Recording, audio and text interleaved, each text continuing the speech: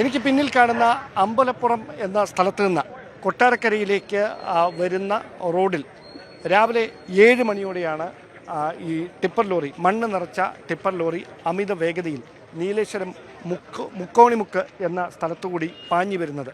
ഏതാണ്ട് ഈ സ്ഥലത്തെത്തിയപ്പോൾ ആ ദിശയിൽ നിന്ന് വന്ന ഹരിലാൽ എന്ന അധ്യാപകൻ്റെ ബുള്ളറ്റ് ഈ ടിപ്പറിന് മുൻപിൽപ്പെടുന്നു.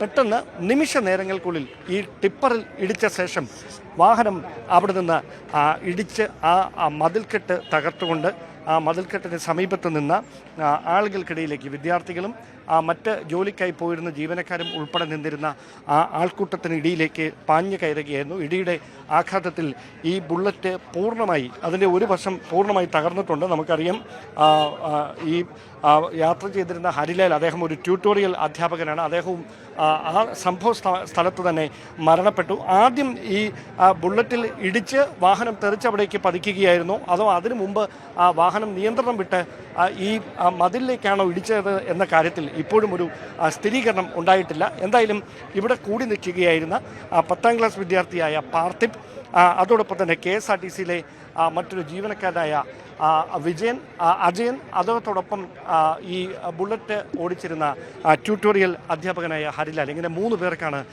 ഈ സംഭവ സ്ഥലത്ത് വെച്ച് തന്നെ ദാരുണമായ അപകടത്തിൽ ജീവൻ നഷ്ടപ്പെടുന്ന സാഹചര്യം ഉണ്ടായത്.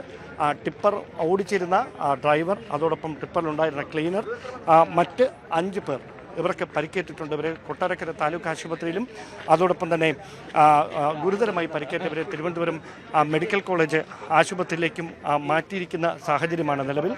ഈ വാഹനത്തിലെ മണ്ണ് മുഴുവൻ അത് ഈ കൂടി നിന്ന ആളുകൾക്ക് മുകളിലേക്ക് പതിച്ചു. അവിടെ നിന്ന് ഏറെ പ്രയാസപ്പെട്ടാണ് അഗ്നിശമന സേനയും പോലീസും നാട്ടുകാരും ചേർന്ന് ഏറെ നേരത്തെ ശ്രമത്തിനൊടുവിൽ മണ്ണിനടിയിൽ പൊതിഞ്ഞു പോയ ഈ 3 പേരെ അടക്കം പുറത്തേക്ക് എടുക്കുന്ന സാഹചര്യമുണ്ടായത്. ഇതിൽ പാർത്ഥിബിൻ്റെ ശരീരഭാഗങ്ങൾ വേർപെട്ടു പോയ നിലയിലായിരുന്നു എന്നാണ് ദൃക്സാക്ഷികളടക്കം പോലീസിന് പ്രാഥമികമായി നൽകിയിരിക്കുന്ന മൊഴി.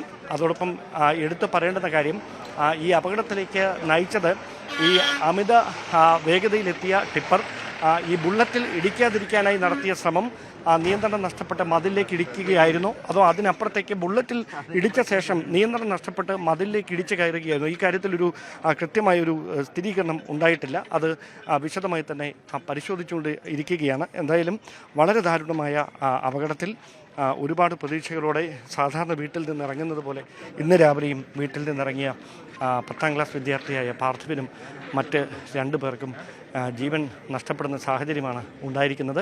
വലിയ തിരക്കൊന്നുമുള്ള റോഡല്ല, ഒരു പോക്കറ്റ് റോഡാണ്. ആ പോക്കറ്റ് റോഡിലാണ് ഈ അമിത വേഗതയിലെത്തിയ ടിപ്പർ 3 കുടുംബങ്ങളുടെ പ്രതീക്ഷകൾ തച്ചുടച്ചത് എന്നതാണ് എടുത്തു പറയേണ്ടുന്ന കാര്യം. ക്യാമറമാൻ ബിബിൻ മുരളിക്കൊപ്പം നീലേശ്വരത്ത് നിന്ന് ഡാൻ കുര്യൻ, ന്യൂസ് 18. കൂടുതൽ വാർത്തകൾക്ക് news 18 Keralam YouTube channel subscribe ചെയ്യുക.